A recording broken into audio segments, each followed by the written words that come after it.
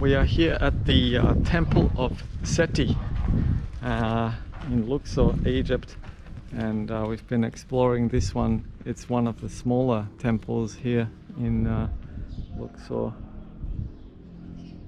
but very similar kinds of engravings with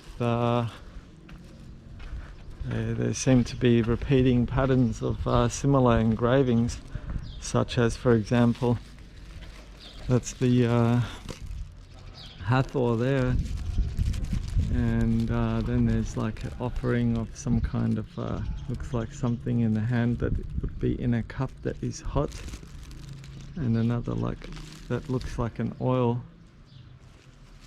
And you always see these crosses, these anks. I think they call it an ank, it's a cross. You see those a lot. And then there's another similar figure on the top offering it looks like maybe the same thing, like oils in the hand. And there it is again over there, oils in the hand. So then this looks like some kind of a food or bread or something on these pillars. So when you're visiting these temples, you see similar recurring engravings and patterns, which are really interesting. Like here, you have an offering of something, and they wear like those Turkish hats. They're long. They're like a long hat, and then they just repeat the pattern and repeating and repeating.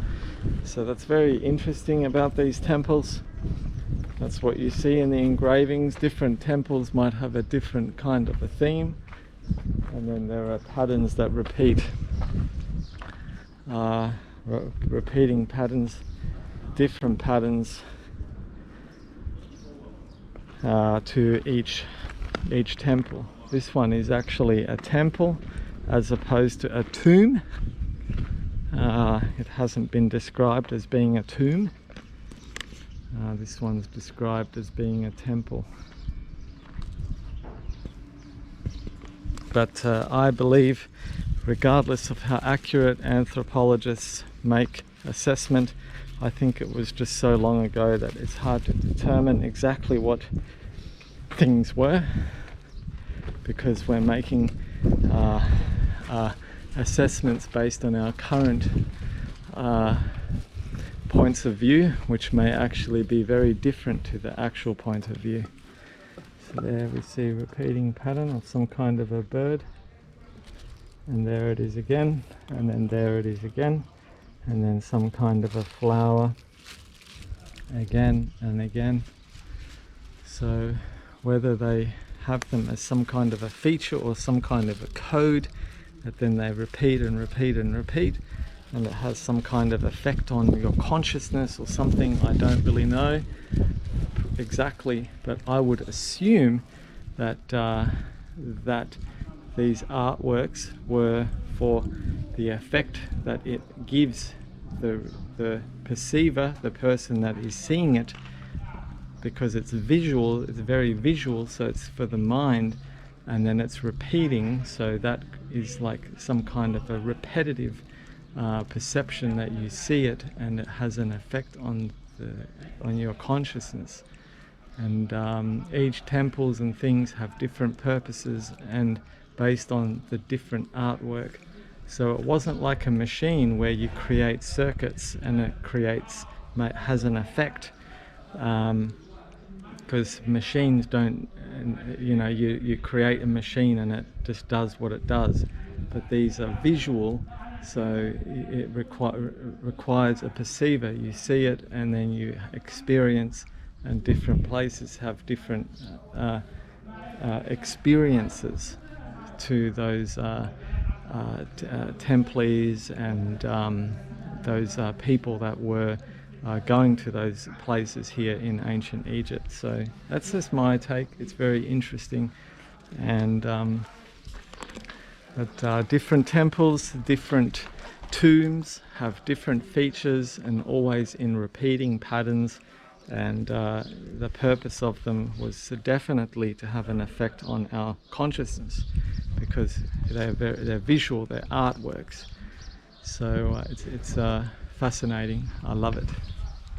This is the Temple of Seti, and its real purpose we might never actually know, and it's not as impressive as some of the other temples around here in Luxor. But, always beautiful. That's an unusual one that I haven't seen before. It's got a ram head, and then it's kind of got a snake body, and then it's a part of some kind of a boat.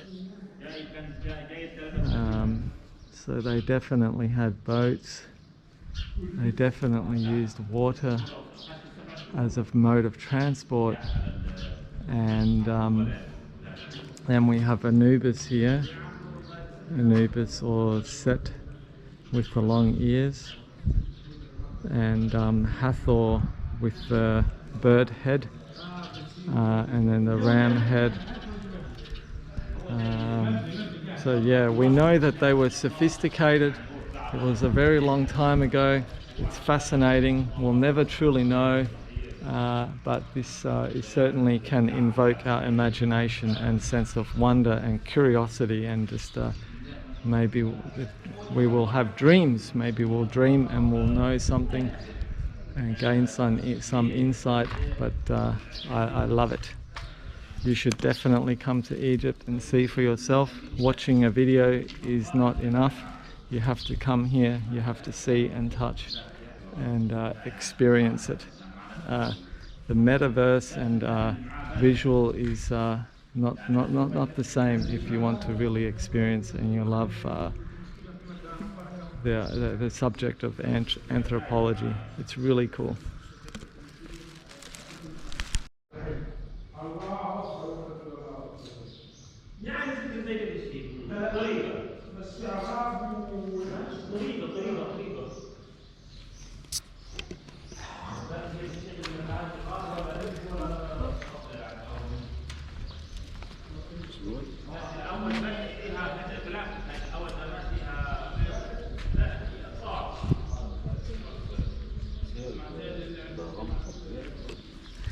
This is the main temple space of the Temple of Seti, and Satu was saying that because this was from a previous dynasty, it was much older, and so it wasn't as impressive visually or by size as, say, Habu Temple, but that might just be that they didn't build extensions to temples.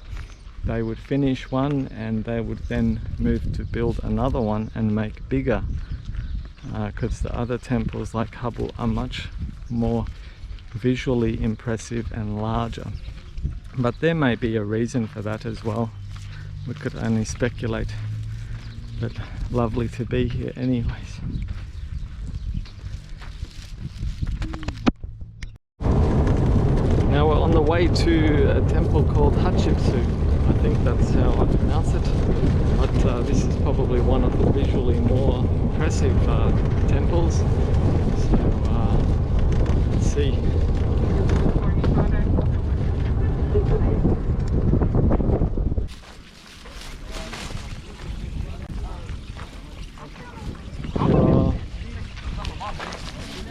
Now that is definitely one of the more impressive temples architecturally, definitely.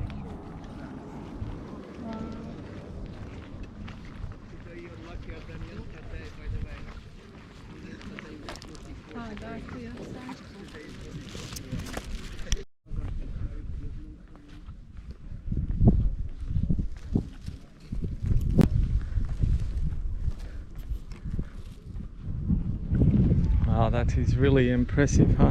Really, really impressive.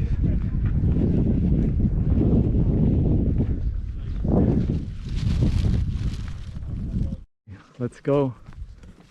This is the most visually impressive. This is my favorite temple in many ways, but this is Hatshepsut, they call it.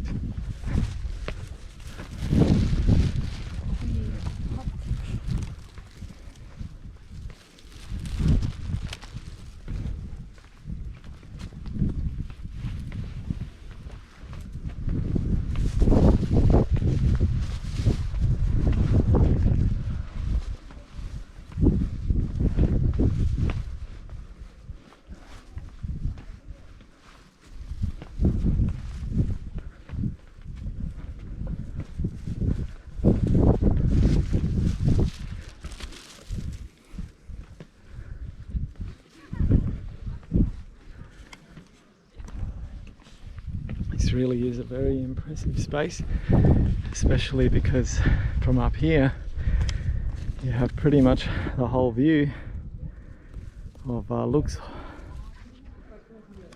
And this temple you can actually see from where we are staying, although it may not show up in the camera when I showed you from our place.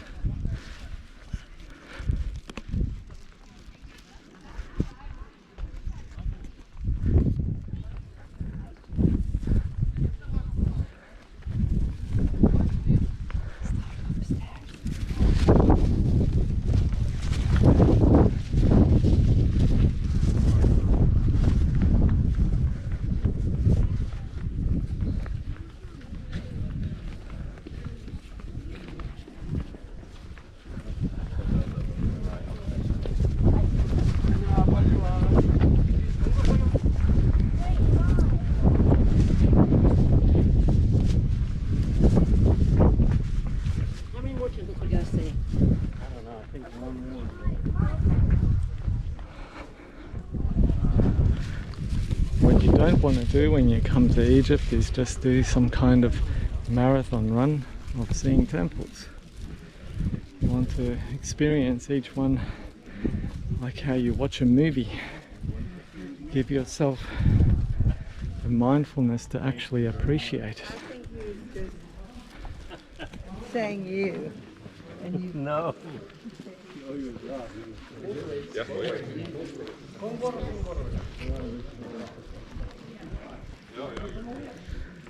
Wow, that's cool.